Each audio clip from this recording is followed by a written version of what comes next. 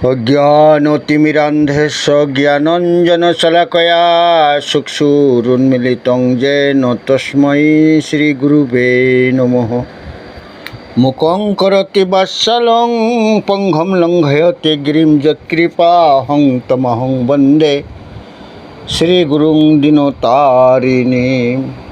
বাঞ্ছাকল্পতরুভ্যশ্চ কৃপা সিন্ধুভ্যো এব চ পতিতানাং পাবনেভ্যো বৈষ্ণবেভ্যো নমো নমো মহাবদান্নায় কৃষ্ণ প্রেম প্রদায়তে কৃষ্ণায় কৃষ্ণ চৈতন্য নামনে গৌরতিষে নমো। হে কৃষ্ণ করুণা সিন্ধু দীনবন্ধু জগৎপতে গোপেশ গোপিকা কান্ত রাধা কান্ত নমো। তপ্ত কাঞ্চন গৌরাঙ্গী রাধে বৃন্দাবনেশ্বরী বিশ্বভানুসুতে দেবী প্রণমামি হরি। বৃন্দাবৈ তুলসী দেবৈ প্রিয়ায় কেশবস্য কৃষ্ণ ভক্তি প্রদে দেবী সত্যবত্যৈ নমঃ নমঃ। শ্রীকৃষ্ণ চৈতন্য প্রভু নিত্যানন্দ শ্রী অদ্বৈত গদাধর শ্রীবাসাদি গৌরভক্তবৃন্দ। হরে কৃষ্ণ কৃষ্ণ কৃষ্ণ হরে হরে, হরে রাম রাম রাম হরে হরে। এখন প্রশ্ন হয়েছে এই যে সাধুগণ সত্য প্রকাশার্থে জীবনপণ করেন, তার জন্য তাদের কোনো রকম ভ্রুক্ষেপ নেই। এইটা সাধুগণের স্বভাব, এটা খুব বড় জিনিস। আপনারা দেখবেন শ্রীমদ্ ভাগবতে অম্বরীশ মহারাজের উপাখ্যানের ভিতরে এই কথাটা আছে যে সাধুগণ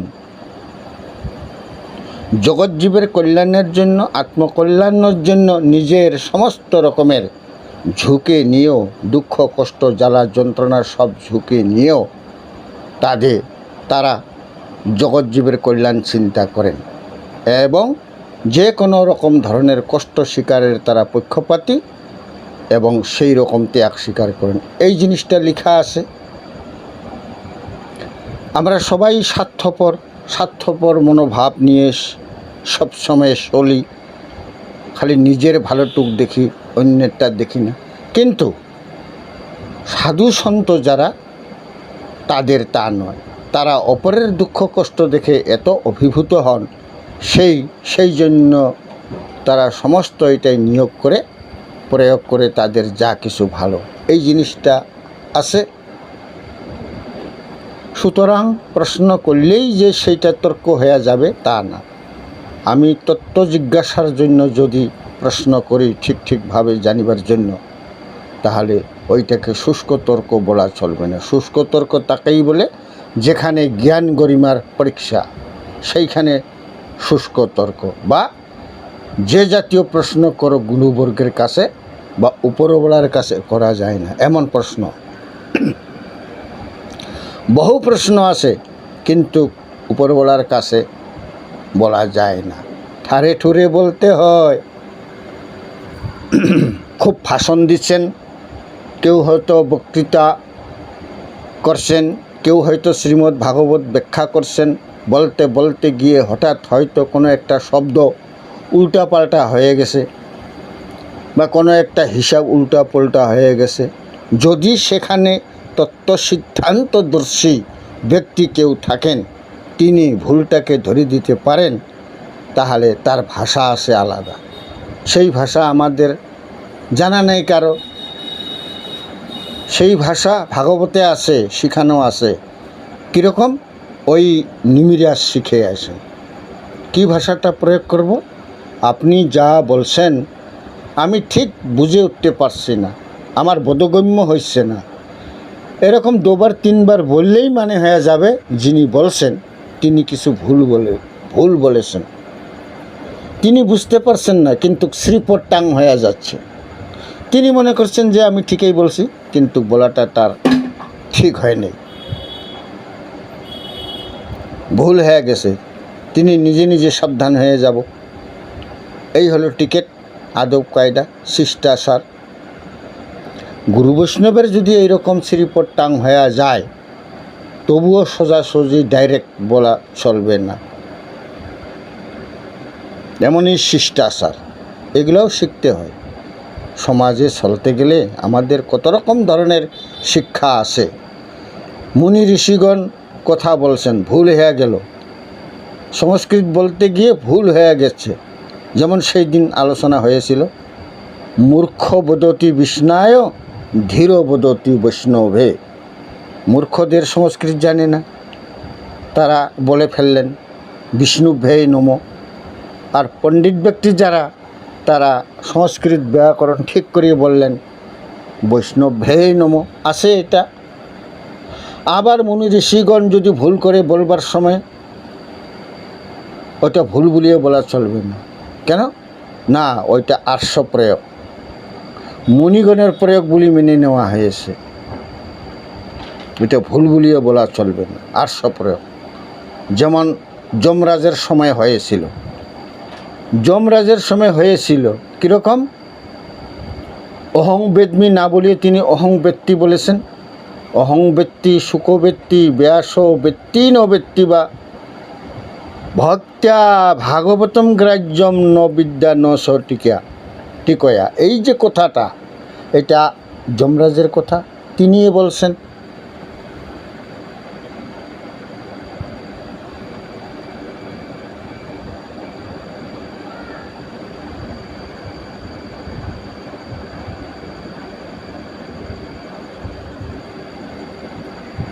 হবে অহং বেদমি, কিন্তু তিনি বলে ফেলছেন অহং ব্যক্তি, ভুল করিয়ে বলে ফেলছেন অহং ব্যক্তি। ওইটা ভুল বলিয়ে বলা চলবে না। কেন? ওইটা আর্ষ প্রয়োগ। কোনো মহৎ ব্যক্তি বলছেন, তার ভুল হইতে পারে না, আমি ওইটাই মেনে নিব। অহং ব্যক্তি আমি জানি, আর কে জানে? শুক ব্যক্তি। সুখদেব যিনি ভাগবত ব্যাখ্যা করছিলেন, তিনি তত্ত্ব সিদ্ধান্ত জানেন। ব্যাস ব্যক্তি ন ব্যক্তি বা রে, ব্যাসদেব ভাগবত প্রকাশ করলেন, তিনি জানেন বা না জানেন? বলে না, ওইখানে ওই রকম অর্থ না। কৃষ্ণদ্বৈপায়ন বেদব্যাস যিনি, তিনি তো সাক্ষাৎ নারায়ণ, তিনি তো সব জেনে শুনে বসে আসে। তাহলে এ কথা এখানে কার জন্য বলা হয়েছে? সেখানে বুঝাচ্ছেন যে ব্যাস অনেক অনেক ব্যাস। বলে হ্যাঁ, কম করে 16 জন ব্যাস। এই 16 জন ব্যাস বিভিন্ন সময় রোটেশনে তারা আছেন। কৃষ্ণদ্বৈপায়ন বেদব্যাস এসেছেন, এরপরে এইসব।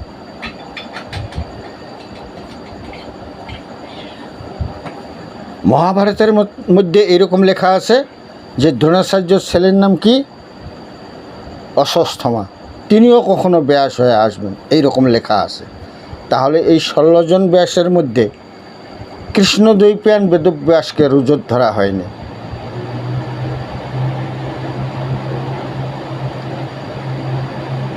ব্যাস ব্যক্তি ন ব্যক্তি বা, ব্যাস জানেন বা না জানেন, এটা কৃষ্ণদ্বৈপায়ন বেদব্যাস সম্বন্ধে নয়, এটা অন্য ব্যাস সম্বন্ধেই লেখা আছে।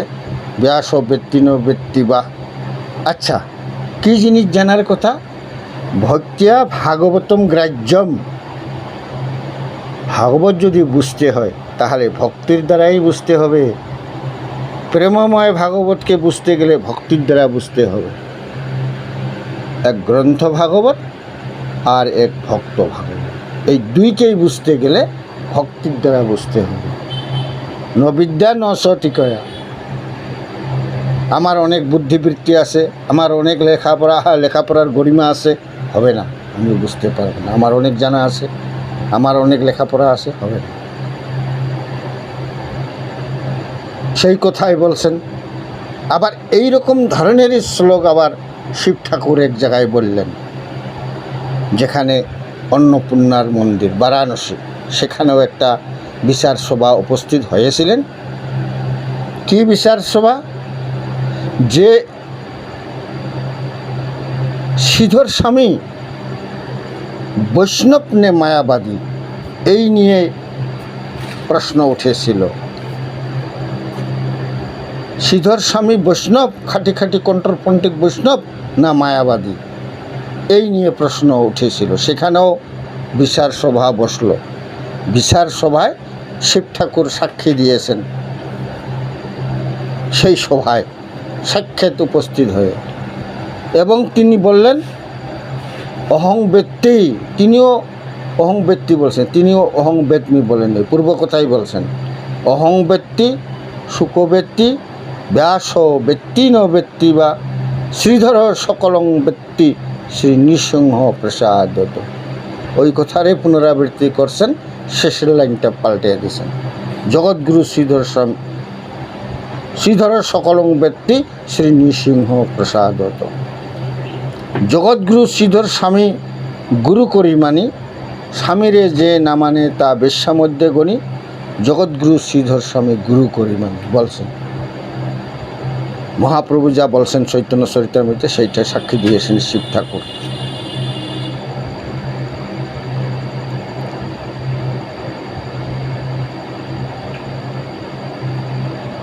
জগৎগুরু শ্রীধর স্বামী তত্ত্বদর্শী ব্যক্তি, তত্ত্ব সিদ্ধান্তদর্শী ব্যক্তি। তিনি কখনো মায়াবাদী নন, তিনি বৈষ্ণব।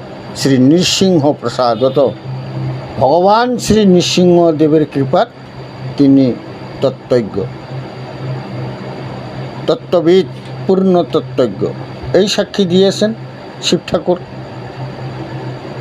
সুতরাং ওই ভুল বলে যেটা আমরা মনে করছিলাম সেটা সাত্ত্বিক দর্শনে সেটা ভুল না, সেটা ঠিক আছে।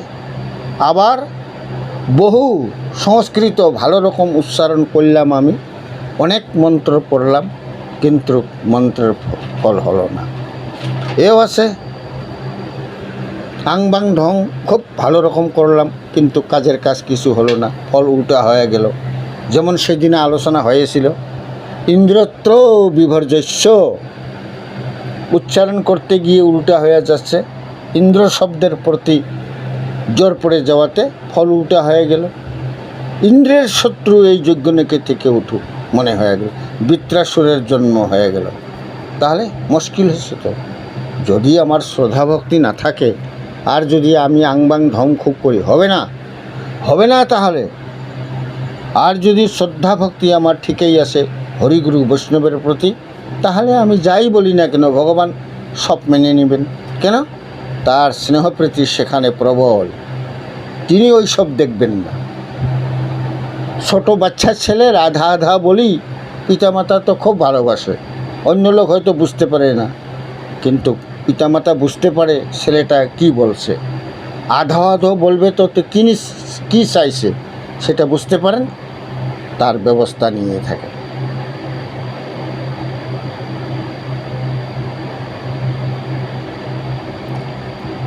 সবগুলা বিচারের মধ্যে অন্তরের মনের দর্শনের থেকে সাক্ষাৎ দর্শনের মাহাত্ম্য ভগবৎ পার্শ্বদগুণী যুক্তির সঙ্গে বর্ণনা করিয়াছেন।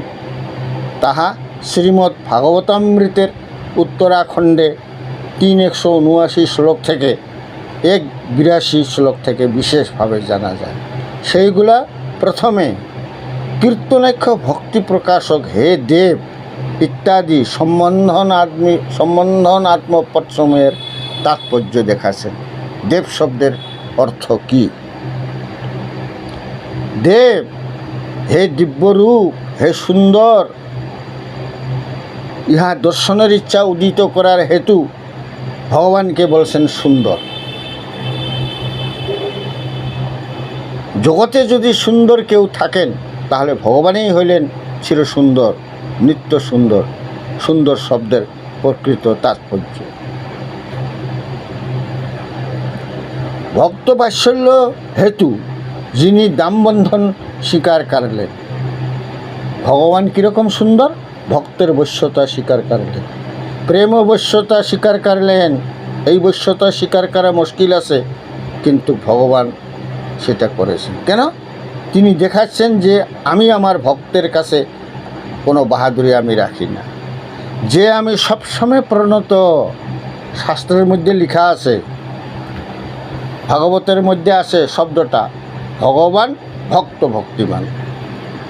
আর ভক্ত হইলেন ভগবত ভক্তিমান। ভক্তের বিশেষণ হইল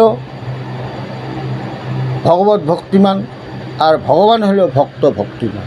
ভক্তকে যিনি ভক্তি করেন তিনি হইলেন ভগবান। ভয়ঙ্কর কথা, এর ভিতরে শ্রেষ্ঠ আরাধনা কোনটা?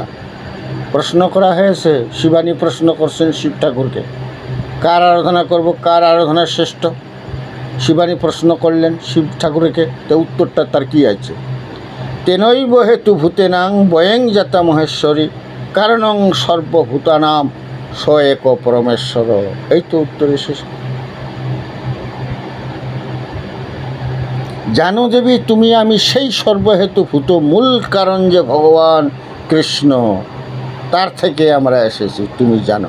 বয়ং জাতা মহেশ্বর কারণং সর্বভূতানাম, তিনি অনন্ত বিশ্বের কারণ। স এক পরমেশ্বর, তিনি পরমেশ্বর, মূল মালিক, সুপ্রিম অথরিটি। কে তিনি? একটু পরিচয় দিবেন। ঈশ্বর পরম কৃষ্ণ সচিদানন্দ বিগ্রহ অনাদিরাদির গোবিন্দ সর্বকারণ কারণ। এই তো উত্তর এসেছে। তিনি হইলেন আমার সকলেরই উপরওয়ালা, পরম ভজনীয় বস্তু। তাকে বাদ দিয়ে আমরা কার ভজন করব? যে ভগবান এত কৃতজ্ঞ, এত বদান্য, এত ভক্তবৎসল, বাঞ্ছাকল্পতরু, তার ভজন না করে আমরা কার ভজন করে সময় নষ্ট করব? কথাগুলো বুঝাচ্ছেন এইভাবে। ভক্ত বাৎসল্য বিশেষে যিনি দামোদর, এই সম্বন্ধনটা পেয়েছে। দামোদর মানে ভক্ত বাৎসল্য প্রকাশ করছেন তিনি। ভক্ত বাৎসল্য বিশেষে যিনি দামবন্ধন স্বীকার করলেন, অতএব আমিও ভক্তির দ্বারা তাকে স্বচক্ষে দর্শন করতে পারবো, ওই বাচ্চাকে যার দর্শন মিলে না, যার চাক্ষুষ দর্শন আমাদের পক্ষে একান্তই অসম্ভব, তো তিনি আমাকে চাক্ষুষ দর্শনও দিয়ে দিচ্ছেন। অনন্ত শব্দ ব্যবহার করছেন। অনন্ত মানে যার অন্ত নাই, মানে অসীম কৃপাময়, যার কৃপার তুলনা নাই, মেপে নেওয়া যাবে না। তোমার করুণা কি দিব তুলনা, অপার করুণাময়। আছে কোনো ভক্ত গেয়েছেন, অপার করুণাময়।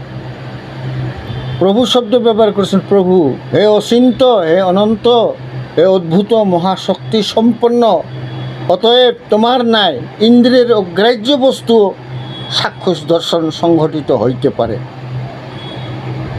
তোমার অহৈতুকী কৃপা বলে, যেটা সম্পূর্ণ অসম্ভব সেইটা সংঘটিত হইতে পারে।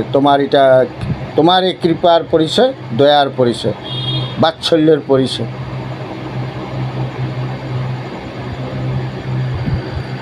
ঈশ্বর শব্দ ব্যবহার করছেন। ঈশ্বর মানে পরম স্বতন্ত্র। স্বতন্ত্র বলিলেই হয় এখানে, কিন্তু এখানে পরম স্বতন্ত্র মানে স্বতন্ত্রতার উপরেও আরও কিছু বাড়াবাড়ি আছে। বলে স্বতন্ত্র, হ্যাঁ স্বতন্ত্র মানে স্বতন্ত্রতার উপরেও আরও কিছু আছে। তিনি কাকো কৃপা করতেন পারেন, কাকো তাকে আবার সরে দিতে পারেন, আবার তাকে ঘুরিয়ে আনতে পারেন, সব কিছু করতে পারেন। সব ক্ষমতা আছে, সব ক্ষমতা আছে। মহাপ্রভু চৈতন্যদেব যখন ঝাড়খণ্ডের পথে গেলেন, তখন সঙ্গে কে ছিলেন? বলভদ্র ভট্টাচার্য ছিলেন। বলভদ্র ভট্টাচার্য ছিলেন। যখন সমস্ত সব সেই হিংস্র প্রাণীগুলো, বাঘ, ভালুক ইত্যাদি সব, সাপ, কবে, ওই সব সামনে আছেন, মহাপ্রভু স্থাপর জঙ্গম দেখে না দেখে তো তার মূর্তি, এই তো তার অবস্থা। সর্বত্র স্ফুরে তার ইষ্টদেব মূর্তি। উনি হরে কৃষ্ণ বলছেন, আর সেই সব জন্তু জানোয়ারগুলা হাউ হাউ হাউ হাউ করছেন। হাউ হাউ করছেন মানে হরে কৃষ্ণ বলছেন। চেতনার বৃত্তি তাদের জেগে গেছে। বলভদ্র ভট্টাচার্যের একটু ভয় লেগেছিল। ভয় লাগলে কি হবে? মহাপ্রভু আছে, কোনো অসুবিধা নাই। তার একটু ভয় লেগেছিল। তার আবার ভয় লাগে নাকি? লাগতে পারে কারো কারো অধিকার অনুসারে, কারো হয়তো নামের প্রতি বিশ্বাস নাই, সেই জন্য ভয় ভয় একটু লাগেছে। রাম নামে নাকি ভূত পালায়, তাহলে কৃষ্ণ নামে ভূত পালায় না? রাম ও কৃষ্ণ হরি মাধব নরহরি আসে না শব্দগুলা, সত্য নাম পরিচয়, সত্য নাম,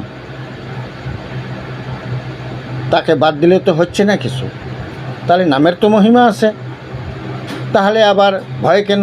যদি আমরা নামের আশ্রয় করছি, যদি আমি নামের আশ্রয় করছি, তাহলে ভূতের ভয় কেন, পিসিনির ভয় কেন, বা বাঘের ভয় কেন, ভালুকের ভয়ে কেন? এও তো প্রশ্ন হইতে পারে। ভয়টা থাকা উচিত নয়। ভয় শুধু থাকবে যে আমি ভগবানের নাম স্মরণ করতে পারছি না সব সময়। হে ভগবান, তোমার যে এই অমৃতময় নাম, এই নাম আমি স্মরণ পথে রাখতে পারছি না সব সময়। তুমি এই স্মৃতিটা আমাকে দেন, আমি যেন এই স্মৃতি কখনো না ভুলি। এই রকম প্রার্থনাটা থাকা দরকার।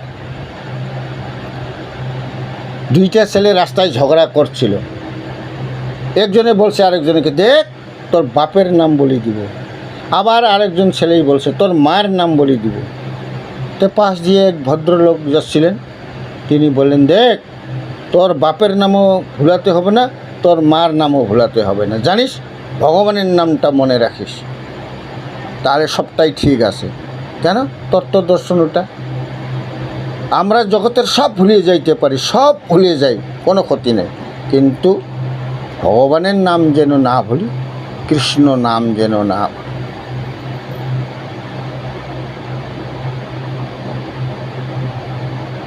চরম বিপর্যয় ভগবানকে ভুলে যাওয়ার, ভগবানের নামকে ভুলিয়ে যাওয়া।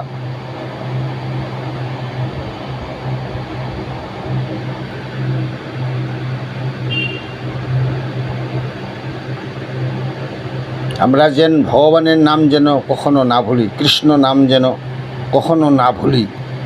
আবার কৃষ্ণ নামের আগেও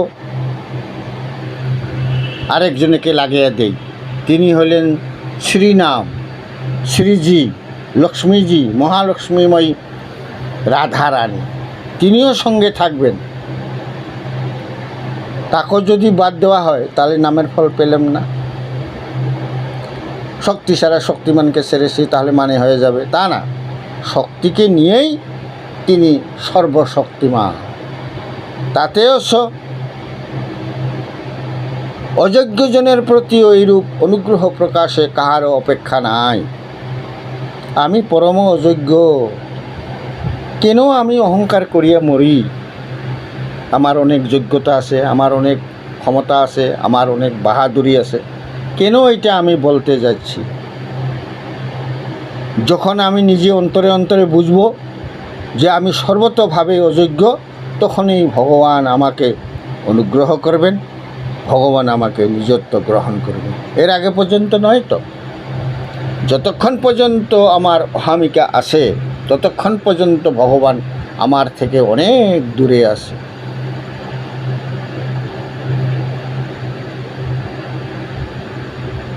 হে সর্বব্যাপক বিষ্ণু, বিষ্ণু বলে সম্বোধন করছেন।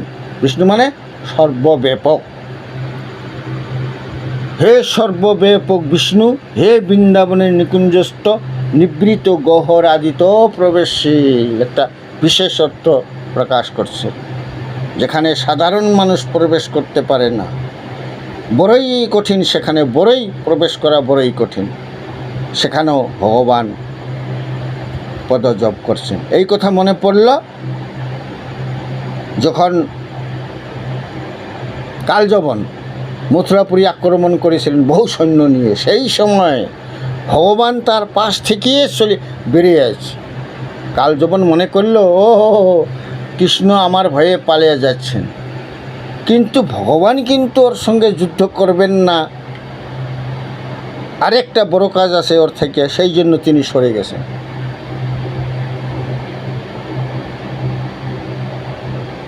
তিনি একবারে প্রবসন পর্বতে উঠিয়ে গেছে। কেন? সেখানে তার ভক্ত একজন আছে, মুচুকুন্দ রাজা, তাকে দেখবার জন্য তিনি গেছেন। তো কালযবন অনুসরণ করলেন কৃষ্ণকে। আর ভগবান গিয়ে এক গুহার মধ্যে ঢুকছে, আর যে গুহার মধ্যে মুচুকুন্দ রাজা ঘুমাইছিলেন, সে আবার কীরকম রাজা চিন্তা করুন। আমাদের এখানকার রাজা একজন, কিন্তু তিনি দেবতাগণের হয়ে যুদ্ধ করছেন। তখন কার্তিকের জন্ম হয় নাই, শুনে রাখুন আপনারা, কার্তিকের জন্ম তখন হয় নাই, অর্থাৎ দেবসেনাপতি নির্বাচিত হন নাই। সেই সময়ে দেবতাগণকে রক্ষার জন্য সব দেবতাগণ অনুরোধ করছিলেন এই রাজা মুচুকুন্দকে, যে তিনি বহুকাল ওদের দেবতাগণকে রক্ষা করছিলেন যুদ্ধ টুদ্ধ করে। দেবতাগণ এইরকম দেখে খুব পরিশান্ত, বললেন আপনি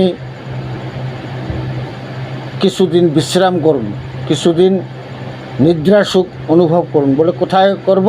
বলে প্রবসন পর্বতে। সেইখানে একটা স্থান নির্বাচিত করছিলেন, সেইখানে গিয়ে রাজা মুচুকুন্দ ঘুমাইছিলেন। দেবতাগণ আশীর্বাদ দিয়েছিলেন যে যদি কেউ আপনার এই কাঁচা ঘুম ভাঙায় তাহলে সে মরবে, জলে পুড়ে যাবে, ছাই হয়ে যাবে, ভস্ম হয়ে যাবে।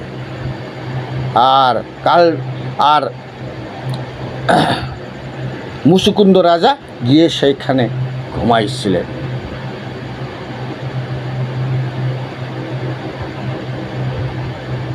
দেবতাগণ আশীর্বাদ দিয়েছিলেন। আর কাল যবন গিয়ে ওই গুহার মধ্যে গিয়েই ঢুকছে। দশচক্রে ভগবান ভূত, এখানে তা না, সে মরবে আর কি।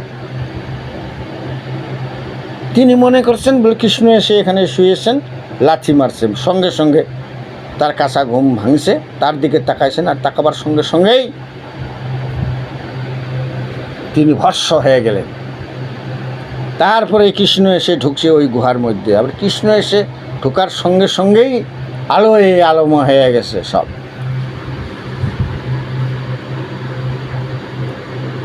আর তাকাতে পারছেন না কৃষ্ণর দিকে সেই মুচুকুন্দ রাজা। তো তখন তিনি বলছেন, আপনি কে? পরিচয় দেন। আপনি কি ইন্দ্র, চন্দ্র, বায়ু, বরুণ? কে? কি সাক্ষাৎ সূর্য? পরিচয় দেন আপনি, আমি তো বুঝতে পারছি না। তখন কৃষ্ণ পরিচয় দিয়েছেন যে আমি এইরকম যার জন্যে লোকে কান্নাকাটি করে অনন্ত বিশ্ব, সেই বস্তু আমি এইরকম, আমি অমুক, আমি যদুকুলে এসেছি, আমার নাম বাসুদেব কৃষ্ণ। ও আমার পরম সৌভাগ্য, অনেক চিন্তা ভাবনা করতেন ইতিপূর্বে, সেই জন্য আমি তোমাকে এখানে দর্শন দিতে এসেছি। এই যে বনজঙ্গল পূর্ণ পাহাড়, এই যে গুহা, এর ভিতরে আমি তোমাকে দর্শন দিতে এসেছি। চিন্তা করুন তো, ভক্তকে দর্শন দিবার জন্য ভগবান ওই বন জঙ্গল পালের মধ্যে ঢুকছে, যেখানে কেউ ঢুকতে পারে না। তার আবার কি অগম্য স্থান কোনটা আছে, কোথায় তিনি ঢুকতে পারেন না? চিন্তা করুন। তারা সেখানেও চলে যাচ্ছেন, বিশেষ করে ভক্তের জন্য ভগবানের এই রকম স্নেহ মমতা। আবার ওই রকম ব্যাপারটা দেখবেন মৃগরাজের বেলাও, যিনি দান খরচ করছিলেন, এই দান খরচ করতে করতে উল্টাপুল্টা হয়ে গেছে। যে গাভী দান করা হয়ে গেছে সে আবার এসে গেছে দান করা হবে যে গাভীর মধ্যে।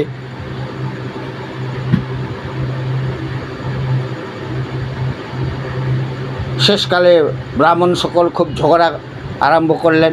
হ্যাঁ, মৃগরাজ এই গাভী আমাকে দিয়েছিলেন। আবার আর ব্রাহ্মণে বলছেন, হ্যাঁ এই গাভী আমাকে দিয়েছিলেন। ঝগড়া আরম্ভ হয়ে গেল। বাস শেষকালে ব্রাহ্মণ সকলকে বললেন, দেখো তোমরা এই দুইটা গাভীকে বাদ দেন, আমি আরেকটা গাভী দিতেছি, একটা নাই অর্বুদ গাভী দিব। তারা শুনলেন না, চলে গেলেন। বাস এরপরে এরও সময় শেষ, জমালয়ে গিয়ে হাজির।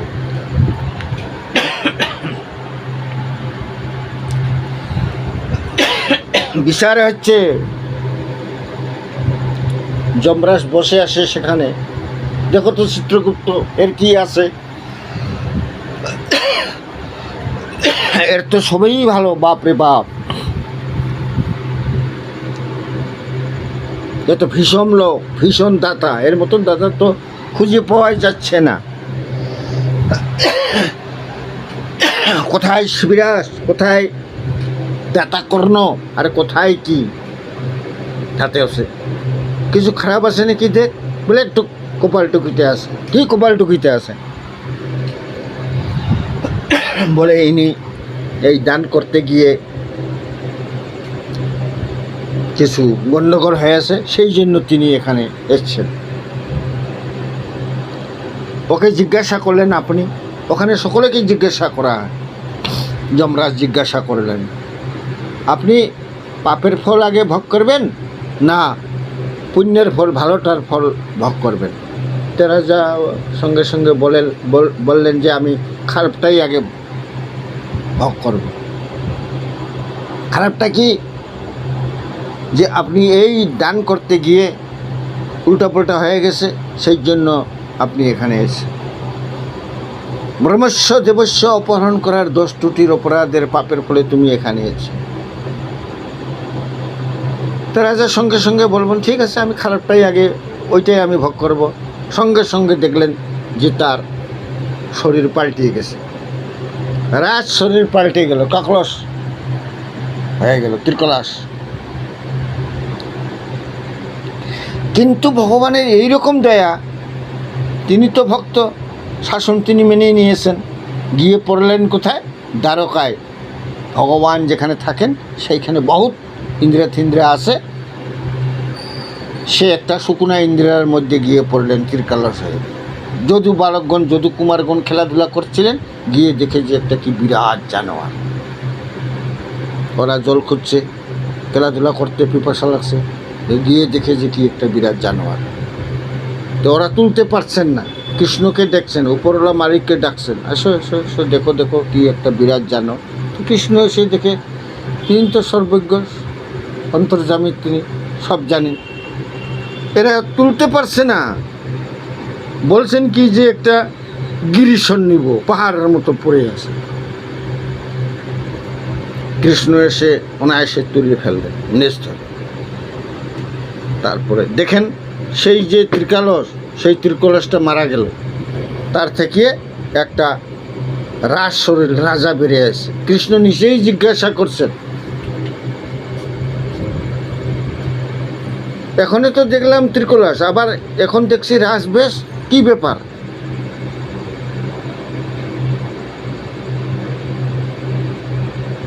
তো তখন রাজা বলছেন, প্রভু আমি আপনার ভৃত্য, আমি আপনার ভৃত্য, যে এখানে যে তুমি পড়ে এসো।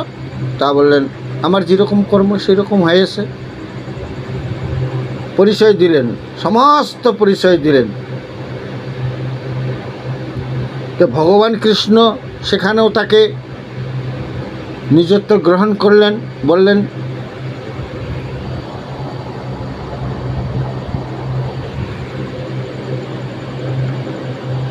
তুমি আমার জন্মে জন্মে কিঙ্কর,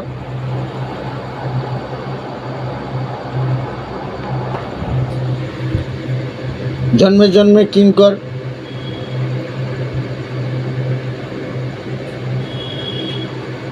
তো এখন ভগবানের লীলা, তার নিজের ভক্তের দ্বারাও তো এরকম করান।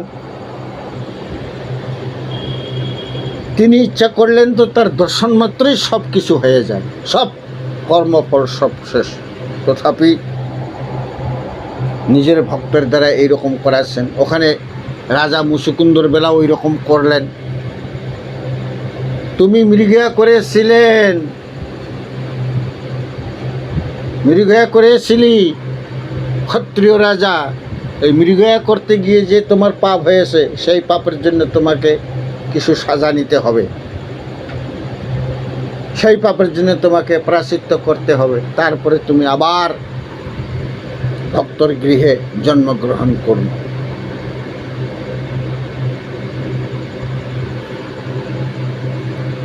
অথচ দর্শন দিয়ে দিলেন, তাকে সাক্ষাৎ দর্শন দিয়ে দিলেন, তিনি দর্শন লাভ করেছেন, সাক্ষাৎ দর্শন। তারপরে যেন আরও কিছু আছে।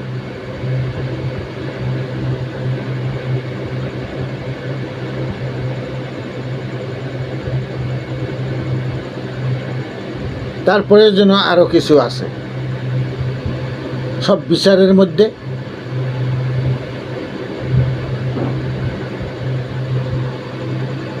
হে সর্বব্যাপক বিষ্ণু, হে বৃন্দাবনের নিকুঞ্জস্থ নিবৃত গহরাজিত প্রবেশশীল, এতে নয়ন গোচরের জন্য দুরাগমন শ্রবণাদি কাহারও সম্ভব নাই।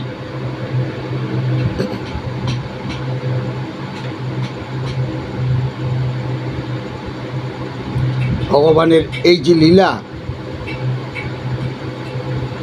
অতি স্বাভাবিক, তিনি ওদর্যোগ করতে পারেন। বৃন্দাবনের এক এক জায়গায় তিনি গোচারণে গিয়েছিলেন। ইতিহাস যদি মাপা যায় জায়গাটা 25 মাইল, 30 মাইল, 50 মাইল, 50 মাইল কোনো লোক গাভী গোবর্ষ নিয়ে গোচারণ করতে পারে? বলুন, কার ক্ষমতা আছে? যেটা সাধারণের পক্ষে সম্ভব নয়। কিন্তু ভগবানের ঐশী শক্তি, যোগমায়া শক্তিতে এই সবগুলা